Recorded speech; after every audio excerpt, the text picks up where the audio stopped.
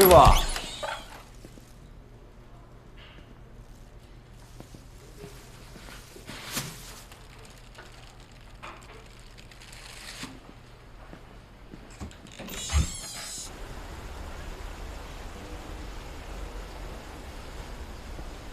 师傅，哎，你怎么来了？您今天出院，我来帮您收拾行李啊。哦，哎，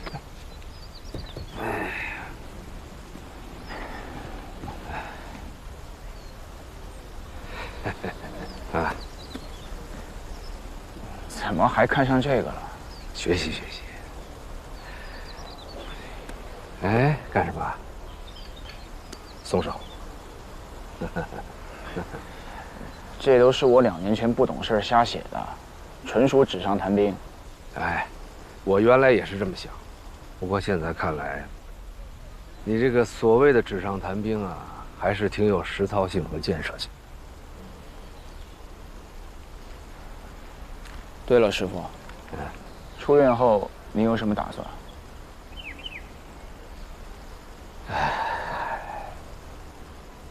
我还能不能继续留在刑警队啊？当然可以啊。您是在刑警队受的伤，队里一定会给您留个职务的。那就留下来。好。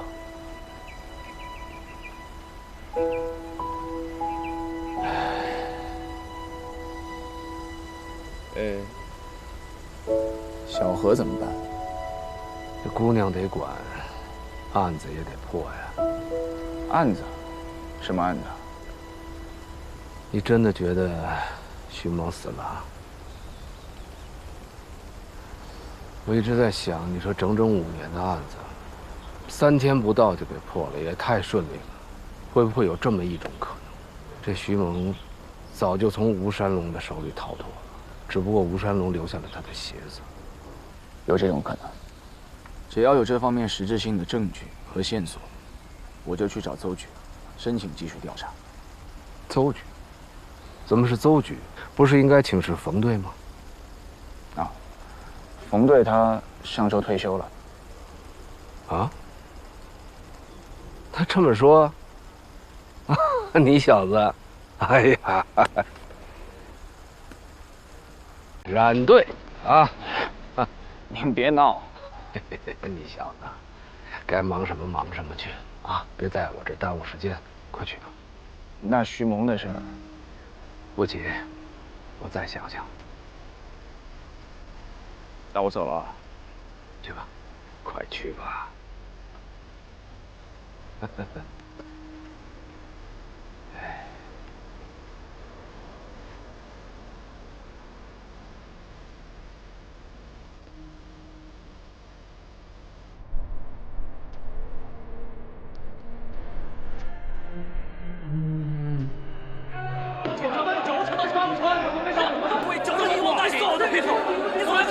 来，后卫，你走啊！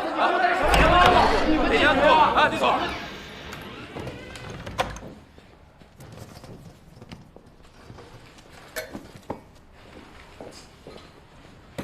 抓捕方案定好没有？我们正在讨论。城乡结合部的情况比较复杂。冉方旭呢？刚才还在这儿呢。对。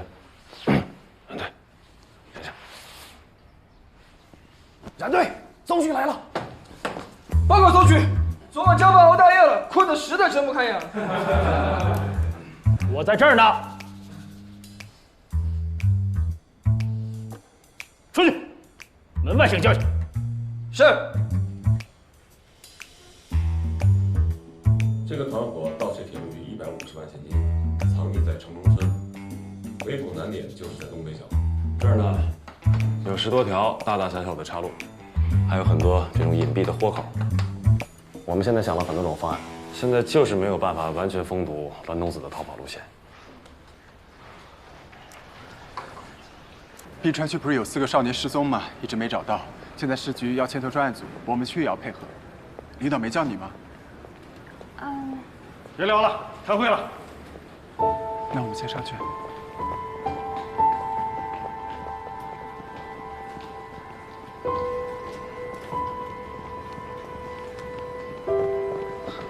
小哥，你怎么才来啊？赵队找你半天了。找我？啊，快去！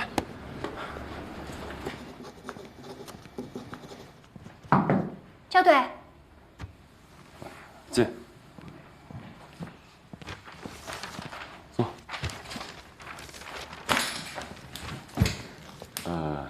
小何呀，韩子昂那个案子呢，我打算交给你来办。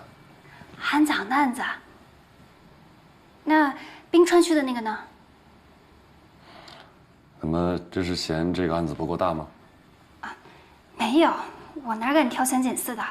队长，你放心，我保证把这个案子查得明明白白。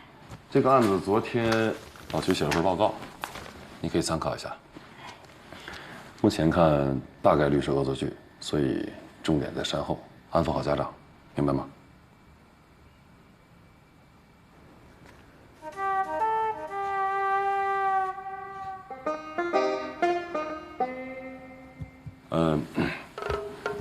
还有一件事啊，尽快把家事处理好。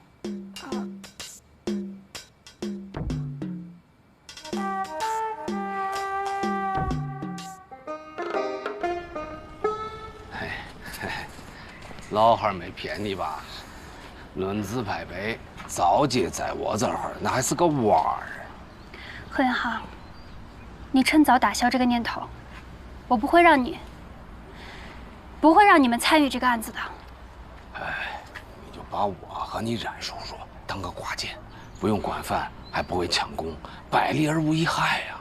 你再在这儿捣乱，我现在就回档案室当挂件去。哎，没，哎，算了，哈，求你好不好？帮帮你冉叔叔好不好？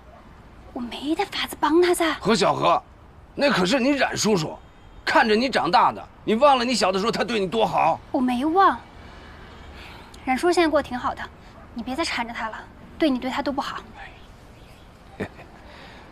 他的好啊，都是装出来的啊！这次回来，我打探了一下，哎，我探出来他还在回避当年那个案子，那就是他的心魔，咱们得抓紧时间帮他破掉。破掉？哎，然后呢？然后就留在卫阳，让他重回刑警队。你又异想天开，人家现在是大学老师，调回刑警队，程序上行得通吗？再说了，他在北京待得那么好，你干嘛非要把他绑架来喂养呢？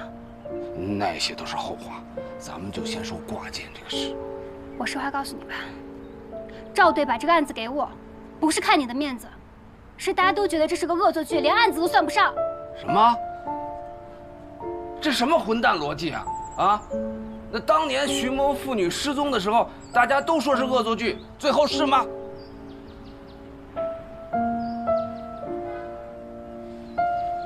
老汉儿，你别总活在过去了，早点回家吧，我也要出勤了。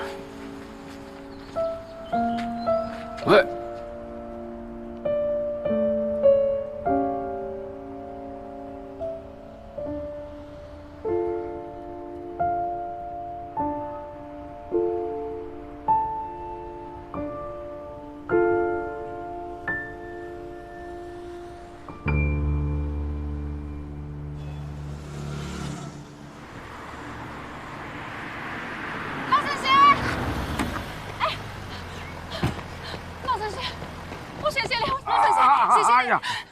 我昨天真的都应该听你的，直接到园农里去，都没那么多事情的了。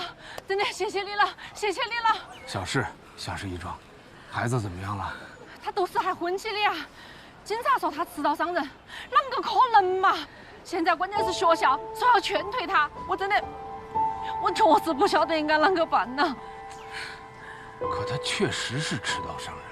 是哪个亲眼看到巧的吗？啊！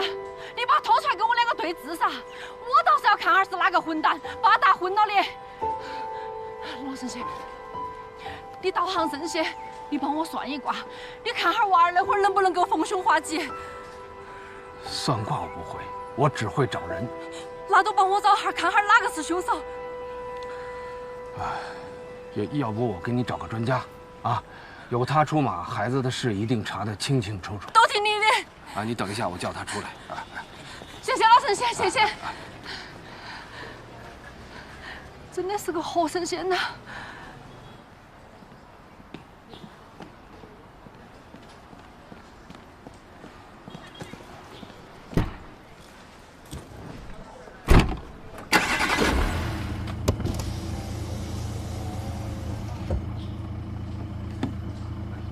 快点，人家家属都等着呢。哎呀，快点！毛毛躁躁，哎呀！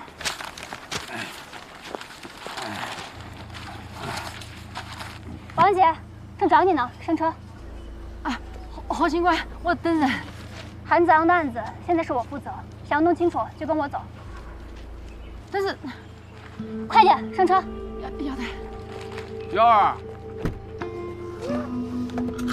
哎，幺儿，哎。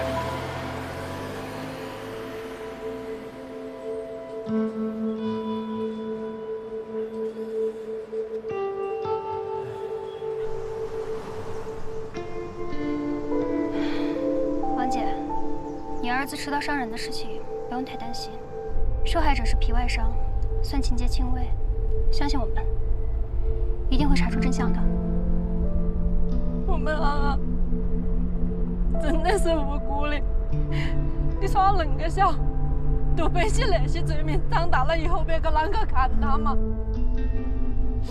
他现在读的是私立学校。 你看我那个样子嘛，我真的是托了很多关系，花了很多钱才把他送到学校头去了的。他要是遭学校劝退了，我们那个屋也都毁了。明天我会去他学校找校长说说。谢谢，谢谢警官。不过我有个条件。你说。 以后不要再找那个老头了。老神仙吗？为啥子啊？他才不是啥子老神仙，他是我老汉儿。哎，他就是个骗子。你们可真行啊，都骗到宋庆松头上去了。他那个人是你们想炸就能炸得出来的吗？啊？他不是有嫌疑吗？啊，几个眼神就看出嫌疑来了。证据呢？ 没有证据，还被人倒打一耙。交警大队电话打到我这儿来了，说有辆奔驰车告你追尾，让你赔3万块钱。多少？3万呢？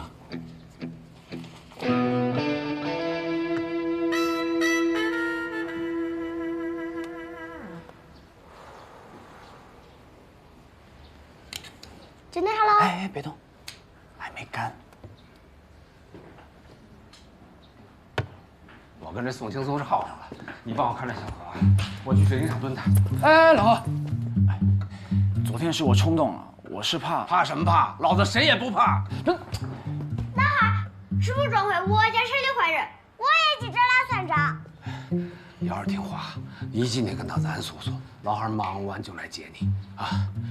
你不用担心，我不是冲动了，我必须盯着这宋青松，要不真跑了。老何。 宋青松要是一时半会儿搞不定，我们就没别的线索了。我想试试那个查迷宫的理论，就剩2天时间了，你什么理论都用上吧。我先走了。哎，你注意安全啊！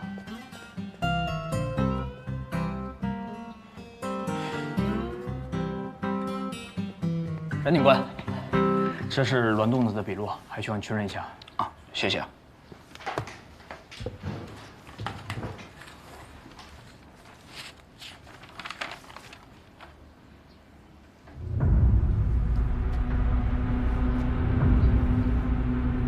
元龙里有地下车库。是的，栾洞子说从那儿走能避开保安亭和楼门口的监控。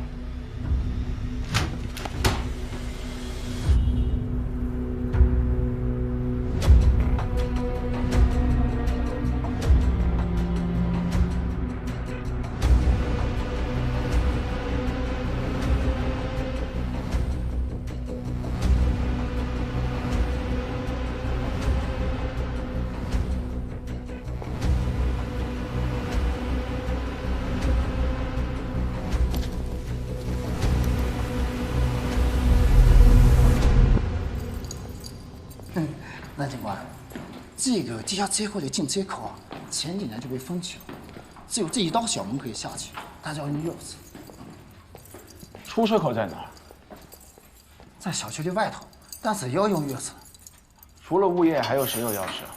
这个我就不晓得了，这个得问我们钱经理。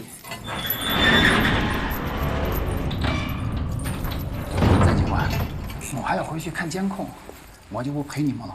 有月刚说的钥匙嘛都在这儿，你用完以后呢，你就还到物业就可以了。谢谢。哎，不客气，我走了。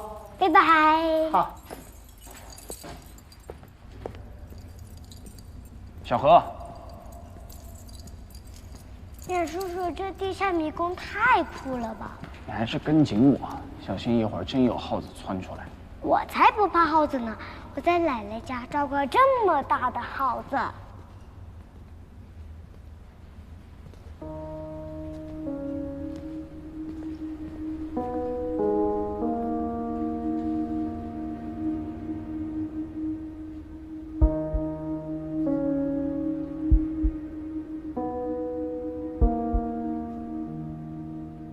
小何，小何，叶叔叔，我抓到了一只大耗子。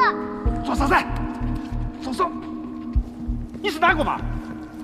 做啥的？走。钱经理，你怎么在这儿？有人投诉说声控都坏了，我过来修一下。这电工的活还需要劳驾物业经理啊？看你说的。叶叔叔，别学他，我看他更像个三只手。你咋个说话的嘛？你是哪家的女儿嘛？何警官的女儿。哦，难怪喽，我和你家老汉是好朋友噻，你还得喊我一声钱叔叔喽。少套近乎，我可没有三只手的叔叔。你，张警官，你到地下车库做啥子？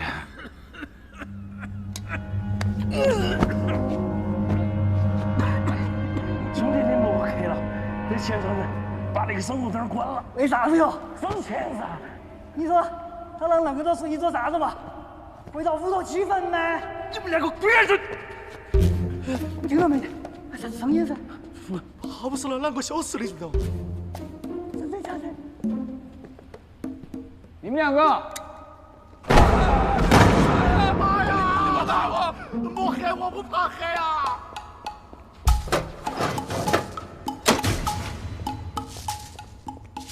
你们两个，给老子出来！不去上班，跑到地下车库做啥子？做啥子？不是你让我们？我让，求让！上班去！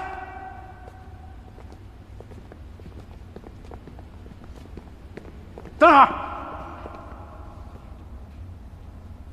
东西落了。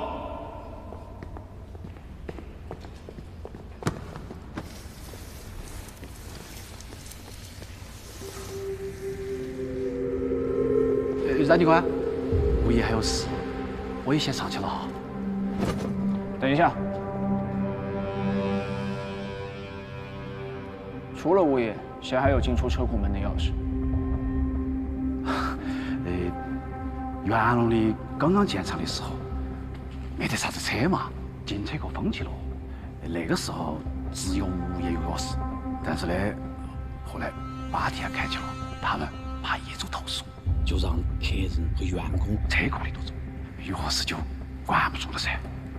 冉警官，我就想，快走，我把钱传给叔叔。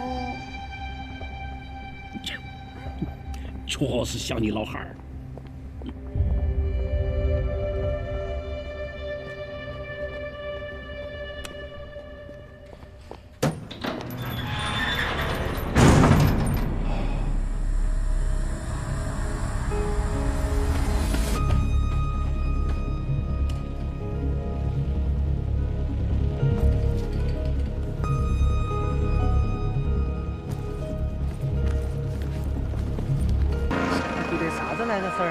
不得豆腐那窟窿丝儿。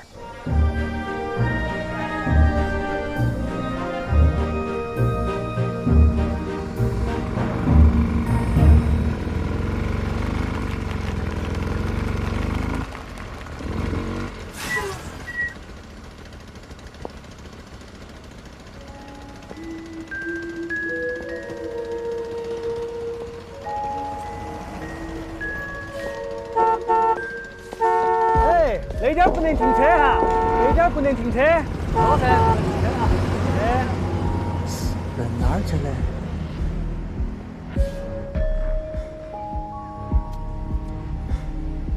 哎，这是哪个屋头的亲戚吗？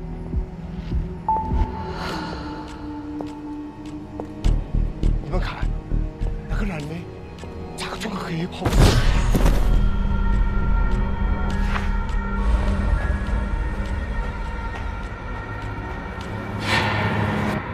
哎，撞着娃娃也不服呀！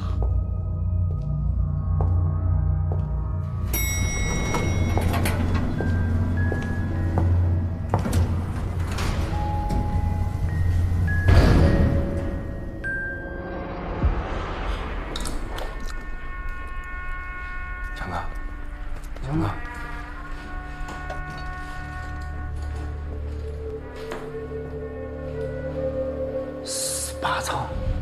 ，18层不是早就没得人住了吗？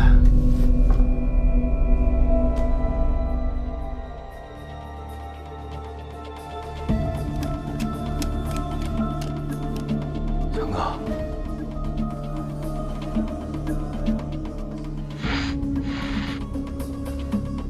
你看见他背上看啥子？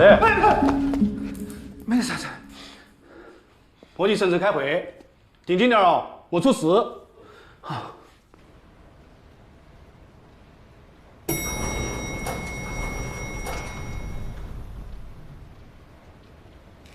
保洁说少了18楼。18楼在烧黄以前都老鬼哟。18楼不是偷开记录簿被烧掉的吗？到哪去了？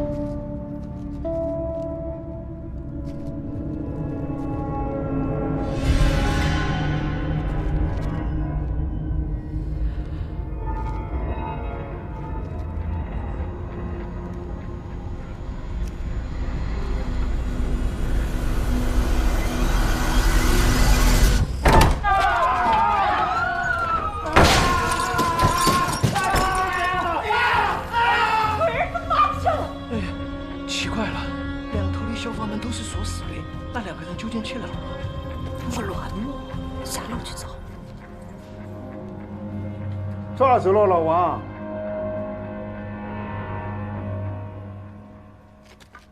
哎呀，王五乱，你在做啥子？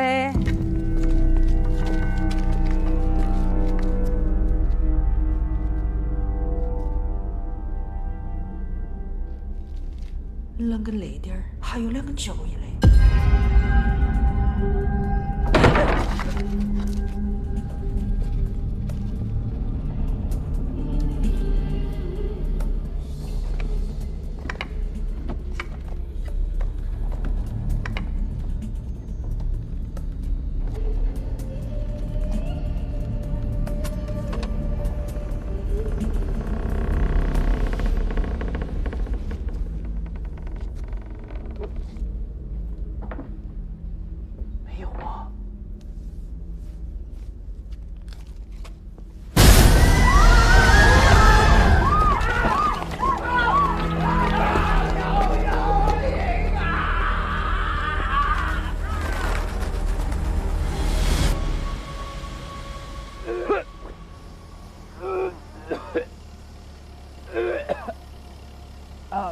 还没上班就先吐为敬啊！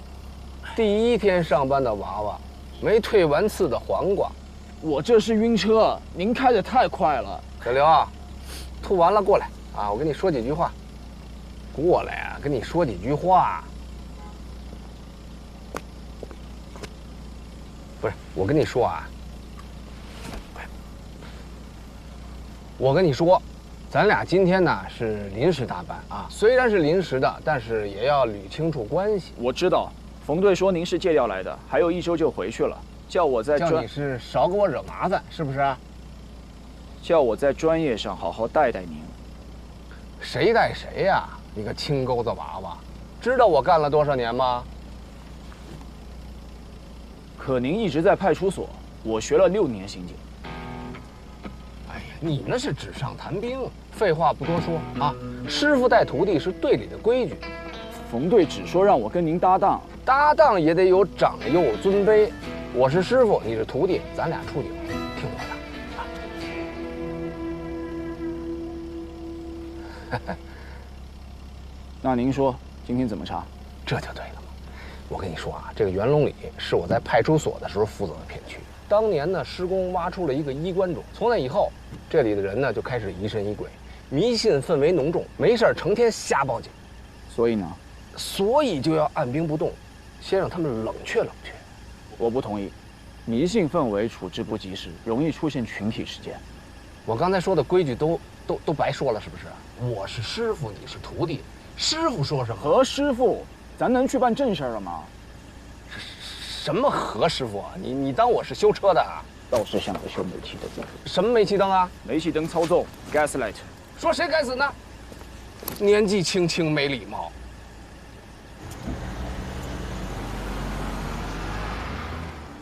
就在刚刚，元龙里出了个大事，晓得啥大事？一个女的被个男的坐电梯闹事骂了，太吓人了啊！一男一女2个人被黑袍整个一裹，被跌了，那骨头渣都没剩下，我是看得最清楚。你看得最清楚。老妈，哎，来，骨头渣子都没剩啊！行，我说，这个衣服是我家的。你不是说他裹走2条人命吗？那就是证物，我得没收，回去化验。还有谁看得最清楚？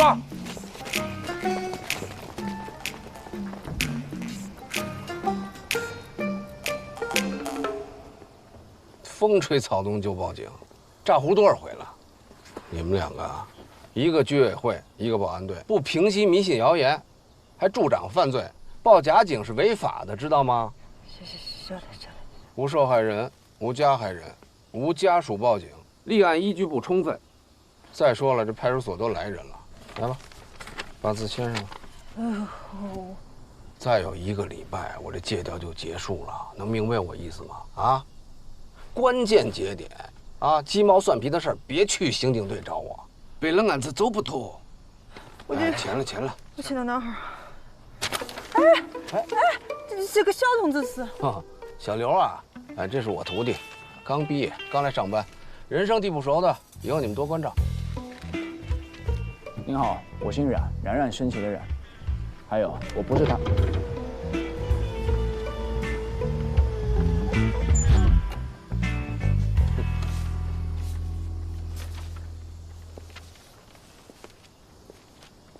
你好，你是李铁林，是不是你一回头就看到那个女人和老头不见了？是噻，那个女的穿个白裙子蓝皮鞋，哎，一下就没得了。想知道他们怎么消失的吗？你把赶3轮的过程再演一遍，演完回头看我。要得，哎，那点不得停车，走噻，鬼老子你放手！真的我，哎，没得了，不是没得了，这儿呢。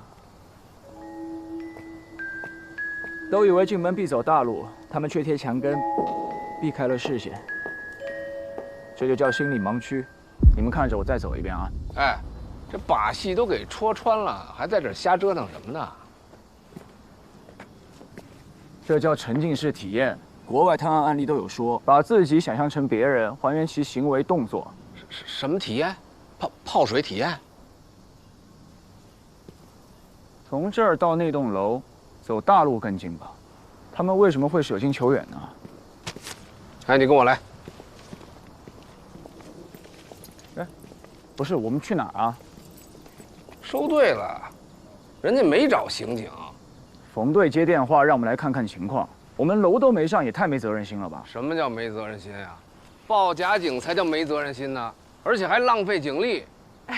两位警官，是我们小题大做了，你们请回嘛，我去跟区所说一下。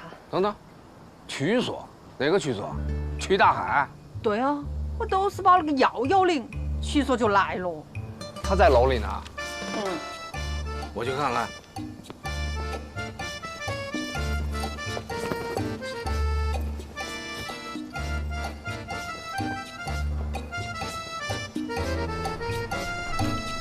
那个女的背着那个老头，就站在这里一动不动的，还把孩子拖了。除了拖鞋还干什么？还看到这个，哎，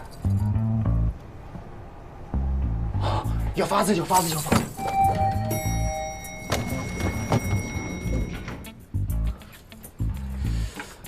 我去捡。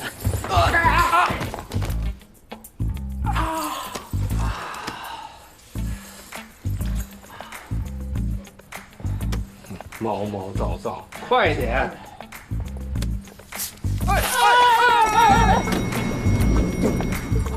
举手，小心脚印。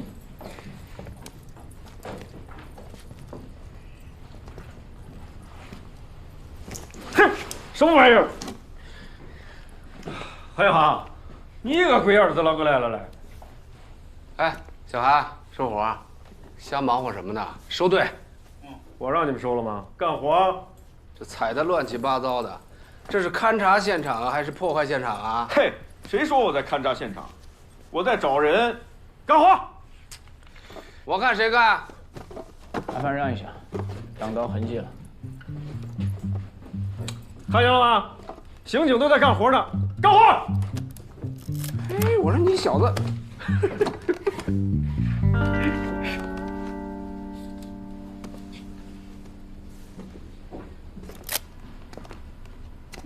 哎，这小子挺有意思，叫什么？我徒弟冉方旭，公安大的高材生。公安大？嗯。你徒弟？不是我徒弟，我能给带这儿来吗？羡慕吧？想不想去刑警队？要不我替你跟冯队说说去，公安大的徒弟也归你，安不安逸？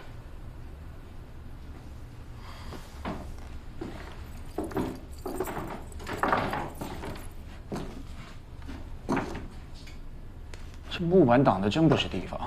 哎，这个还是你师傅在派出所扫黄的时候亲手拆的呢。嗯。借用一下。他不是我师傅。哎。你个龟儿子！马强，哎，开门。啊，好。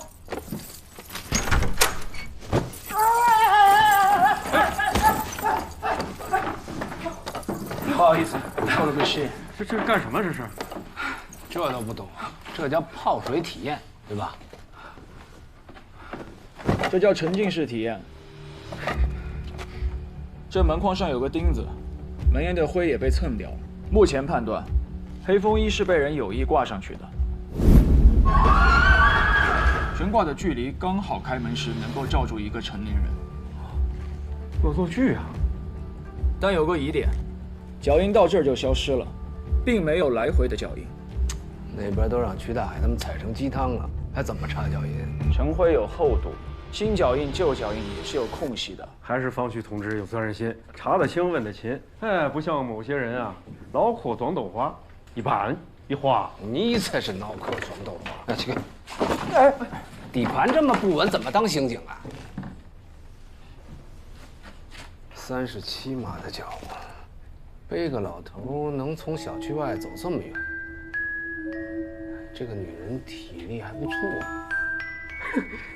哎，这也就是你们公安大基础课程吧？基础课不教生活常识。你小子！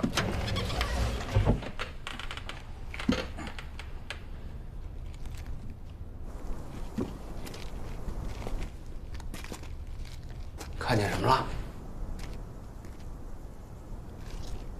哎，4个烟头，从新鲜程度来看，吸烟的时间在2个小时之内。从燃烧痕迹看，吸烟的人情绪急躁，有的抽了几口就扔下去了。知道是什么牌子的烟吗？多少钱一包？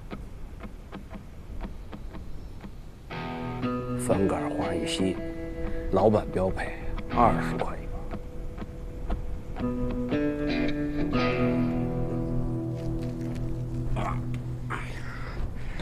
你确定之前屋子里面是没有脚印的？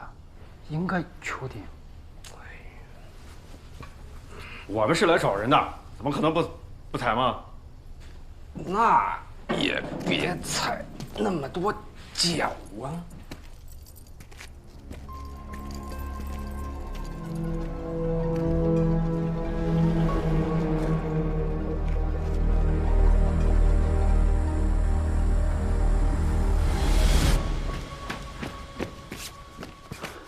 何总，徐总，别着急，慢慢说。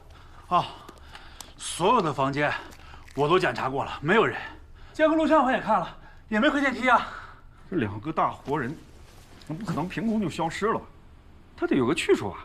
楼梯的2边门外也都是锁着呀，还能去哪儿？听起来像个广义密室，3条通道，楼道门上锁，电梯又在监控之下。对嘛？要是不诡异，我就不给冯队打电话了。哎，我看你们刑警队趁早立案吧。啊，立什么案？立个屁案！我告诉你们怎么回事吧。门关着呢，外边锁着呢，开不开？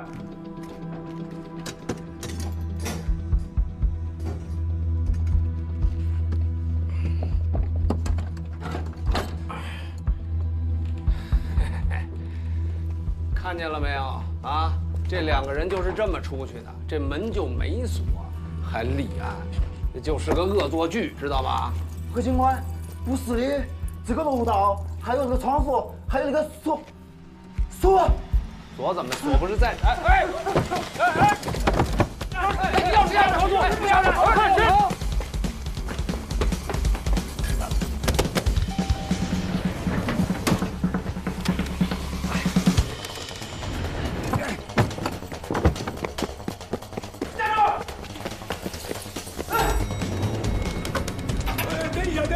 大爷，我有急事儿，您下一趟吧，不好意思啊。当着警察面出锁，太他妈猖獗了！给我站住！站住！站住！哎，你走回去！哎！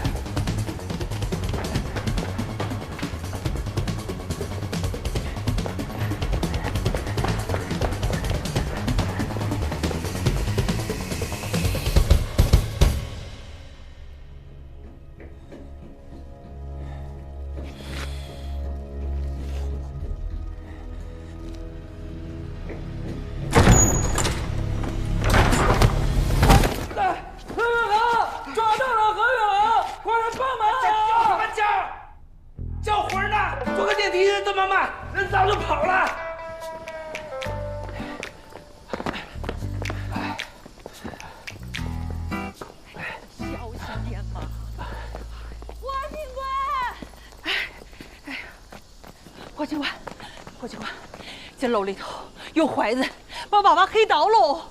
哎，刚才楼梯间里跑的是不是你啊？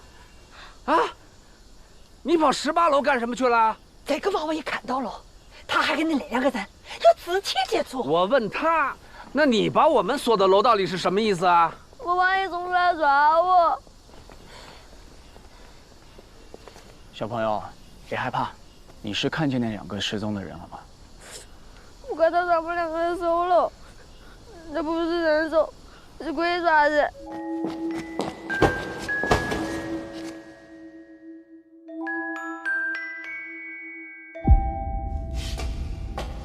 鬼爪子，是不是又是你跟他说的鬼爪子呀？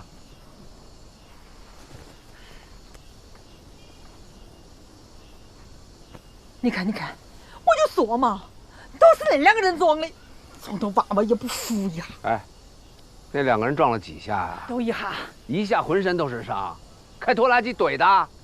小朋友，你这些伤是他势……追我的时候摔的。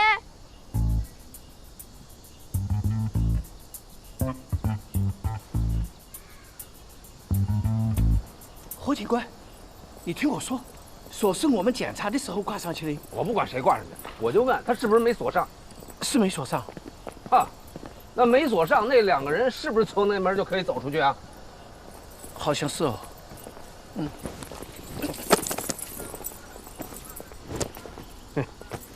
勘察半天，连个通道都没搞清楚。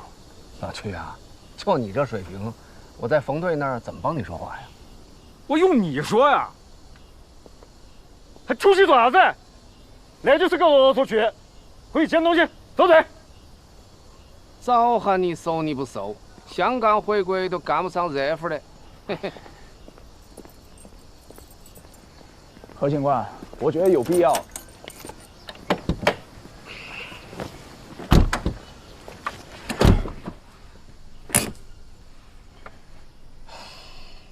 说吧，你觉得有什么必要？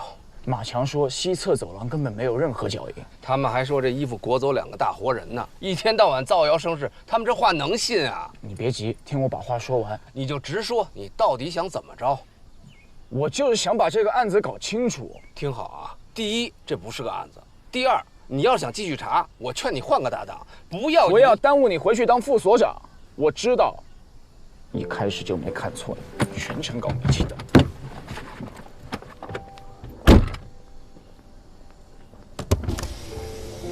哎，你刚才是不是骂我呢？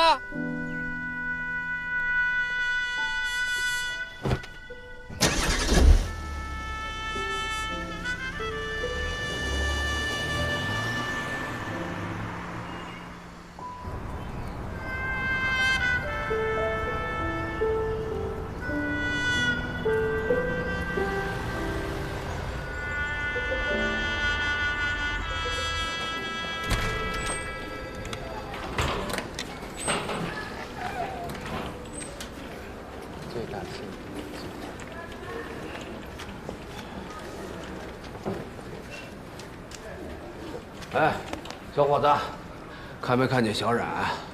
小冉？什么小冉？冉冉升起的冉啊！你新来的吧？很好，吵啥子吵嘛？每个人都在工作嘛。我在找小冉。杨龙里又有状况，干你的活去，别一天到晚净想着给我裹乱。那冉方区在档案室猫着呢，你好好劝劝他啊。要不接个电话，打了5分钟，一个个的懒散。这个就是老何。老汉，你咋个又来了？在单位叫啥子老汉？你冉叔叔呢？你找他干什么？你别管，他人呢？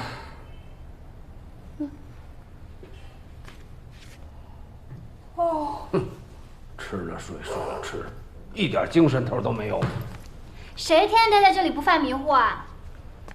有本事你把我调到外勤去。冉方旭。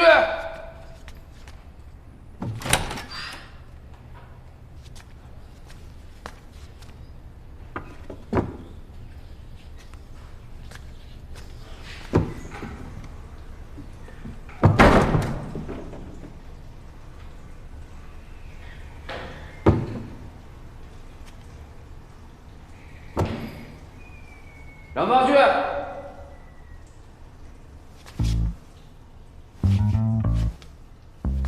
冉方旭，你以为你站在马桶上我就看不见你吗？出来，我们开。师傅，我拉肚子了，上吐下泻，我哪儿也去不了。你是鸵鸟吗？站着拉稀，给我出来！老子给你数3下，数到300我也不出来。你等着。1，你要干啥？师傅，师傅，3。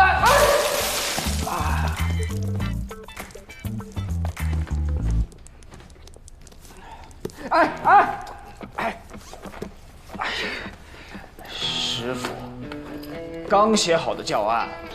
嘿，你那些啊，都是纸上谈兵的废话啊！我呢，有个事关乎我的名声。您啥名声？路上说。哎，师傅，我还有工作呢。呸，那也叫工作。有些人啊，天天想去干外勤；有些人啊，就想赖在档案室，没一个让我省心的。哎，你又影响谁呢？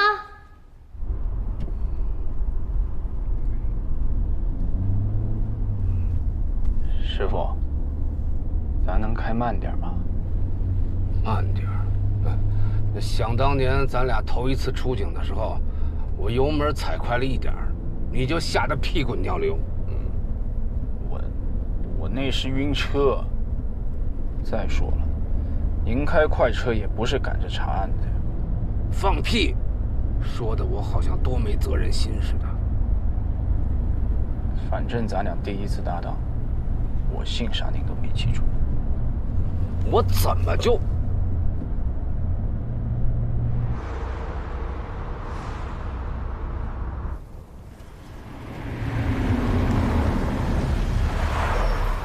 好了，就到这儿了。那个地方我不敢开过去，邪得很。许谦，哎，好。下车。您没告诉我来元龙里啊？废话，我要是告诉你，你还来吗？赶紧下车。我就回来出个差，再待1周就回去了。你再有7天就回北京了？您不会是想带我来查案吧？哎，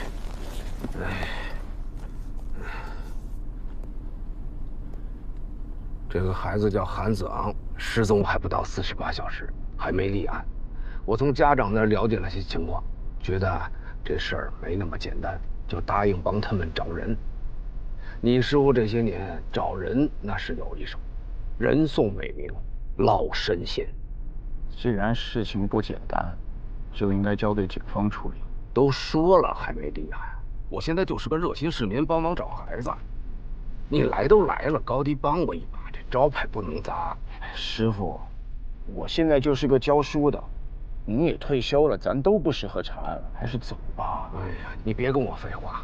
那18年前我也想7天以后拍屁股走人，是哪个小王八蛋说我没有责任心的啊？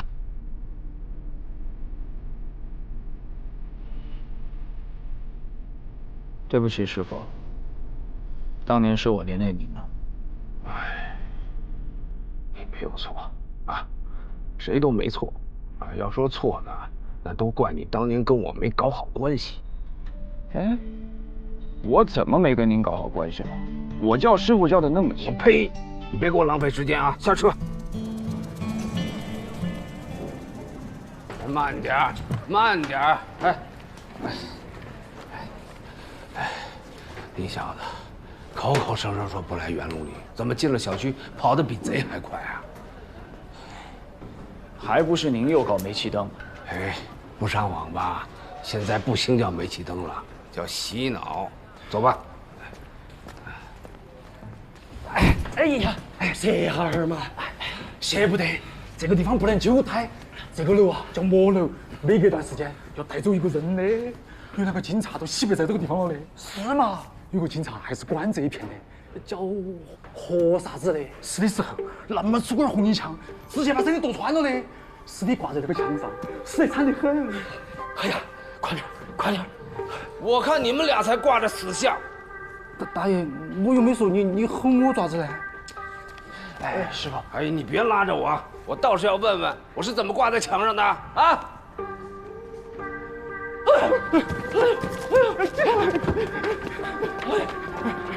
呀！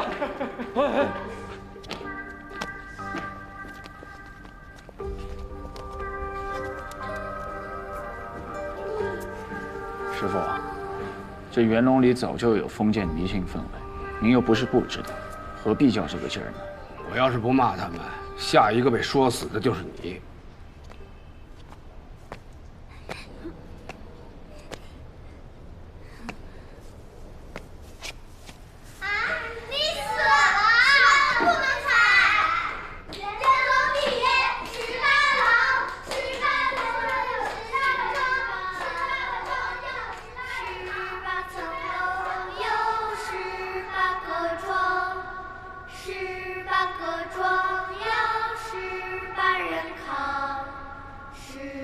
这歌谣现在还唱吗？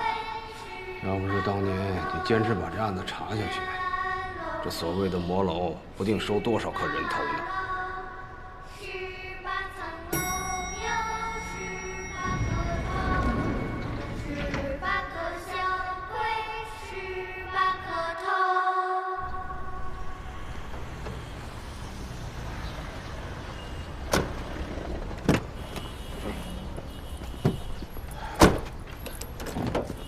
侯一航，请我吃饭。凭啥子？你不是要查案子吧？我帮你插个队，早点把报告出了。啊，哎，还有6天我就回派出所了，整什么案子？证据都送来鉴定了噻，2枚指纹，4个烟头，1件风衣，还有1盒录像带，留的是你的名字。我都挺好的，就是跟何远航同志不太合拍，您能不能给我换一个搭档？第1天就要换啊？何远航怎么你了？觉得他没有。哎，不对，我来找我徒弟。我再强调一遍，我不是你徒弟。年纪小，心眼也小，随便说句话反应这么大啊！我不是心眼小，我是负责任。冯队，您也看见了，脾气不和，性格迥异，经常吵架，影响效率。反正呢，我也快回派出所了。要不您给他再换个搭档，我也把手头的事儿交接一下。啊，合着你们俩在我面前唱双簧呢是吧？啊，说吧，你们查案需要什么支持啊？哎，冯队，我们这不是演戏啊，我是真心的要跟他分开。冯队啊，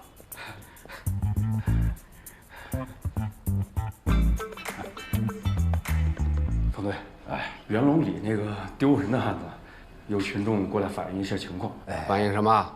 何远航，注意态度。你们警方是没得觉得咋个，但小区里面传的凶啊！有人说失踪的2个人是黑白无常，那个楼就是他们的食堂。还有人到处传唱啥子袁龙里18楼，18个小鬼18个头，鬼扯！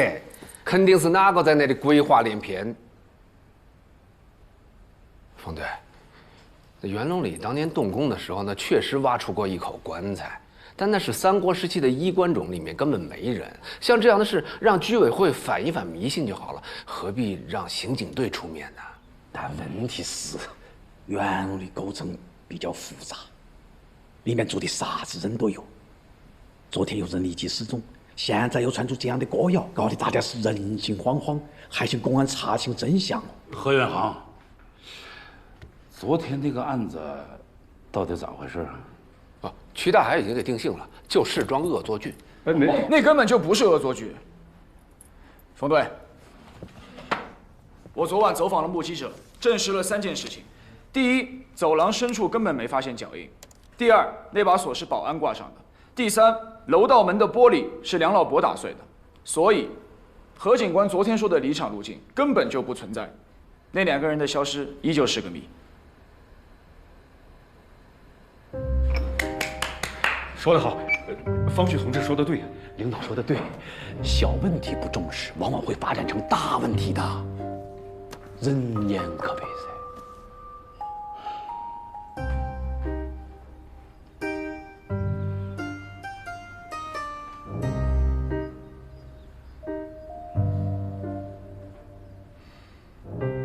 有人说何远航啊是走后门进入刑警队的啊，坐。其实呢，他是我千挑万选才借调过来的。冯队，何远航虽然不是科班出身，但是在他那管辖片区内啊，常年的破案率最高。这说明什么呢？这说明在他身上有你我看不到的长处。他在有些方面啊会帮你不少。当然了，你从专业的角度啊，也可以好好的带带他，明白我意思吗？冯队啊，那袁龙里的案子还是你们2个一起跟。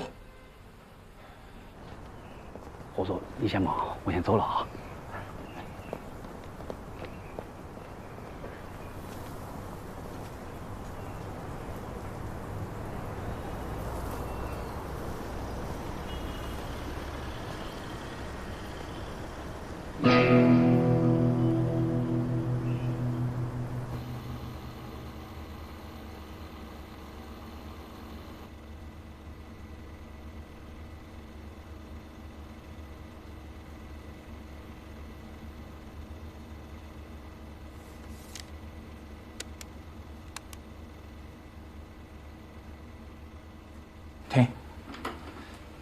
往前倒一点。这儿。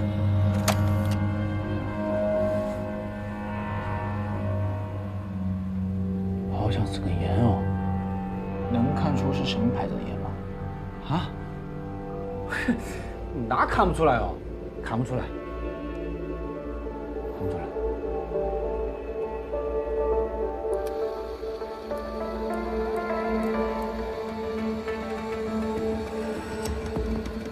这应该是贴膏药留下的痕迹。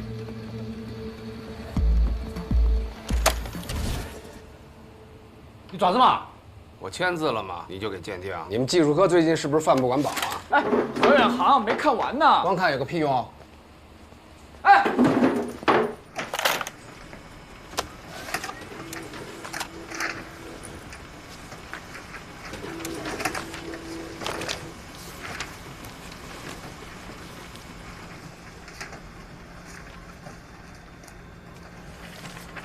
这个号码是你的？啊，要不留你的？我没有户籍，你为什么不留刑警队的？还是那……何警官，我觉得我们应该先分析那两个人消失的动机。动机很清楚啊，就是恶作剧。那你解释一下，为什么那个女孩一进电梯就脱鞋？为什么脱了鞋要叼在嘴里面？为什么老人在出电梯前按下了所有按键？就是个恶作剧，明白吗？那他们为什么能从密闭的空间消失？为什么？为什么？为什么？你是10万个为什么吗？我觉得当务之急是去袁龙里查清楚消失路径。这就是脱裤子放屁！你找着人了，什么路径就都出来了。哎，听指挥，找着这俩人，你的为什么，他们自然会回答你啊。我凭什么听你指挥？行啊。哎。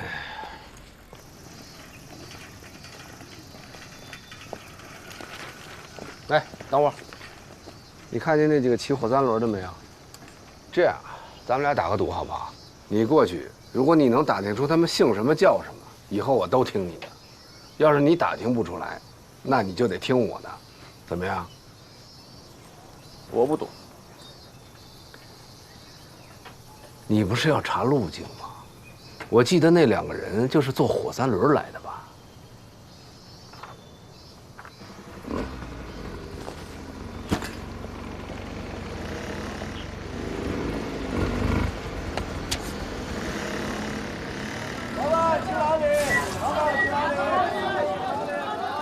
各位司机师傅，你们好，我是南山分局刑警队的，想跟你们了解一下。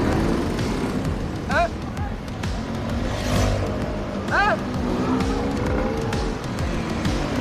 师傅，师傅，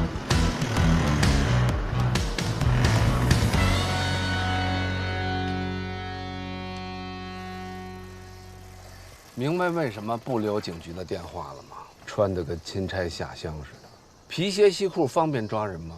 不接地气，还满口官话，连个骑火三轮的名字都打听不出来，还舔着脸要在这查案。哎，何警官，我大学期间研究中外各种典型失踪案，尤其是失踪人员的行为心理，我判断袁龙里这一起绝不是恶作剧那么简单。哦，那魏阳市渭南街道的失踪案查过吗？没有。知道为什么没有吗？我调到魏阳22年，在我管辖的地区，别说2条腿的人了，就是4条腿的阿猫阿狗，只要有人报失踪，我闭着眼就能找出来，用不着研究什么古今中外的失踪案。但是你贴寻人启事等电话的办法未免太被动了吧？你的主动是给别人添麻烦。我给谁添麻烦了？你把证物送到技术科，为什么要留我的名字？我昨天刚来报道，人家还不认我的签名。下车，自己坐车回警局，把有我名字这些送检单都给我撤回来。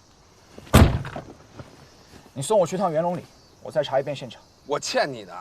下车！单位的车我凭什么下去啊？单位的车，这是我私人的车，油钱都是我自己掏的，这些也是我自己花钱印的。你以为只有你有职业精神，我也有。下车！何警官，据我分析，失踪那2个人的离奇行为更像是受到了某种胁迫，才不得不那么做。而且好多命案都是从离奇失踪开始。哪儿来的命案？在我管辖的片区就没出现过命案，你一来就给我弄出一起命案来。墨菲定理听过吗？你越怕什么，就会越来什么。狗屁定理，狗屁命案。刚才打赌你是不是输了？输了就得听我的。我现在命令你回警局，把有我名字的那些送检单都给我撤回来。何远航，你就不配当刑警。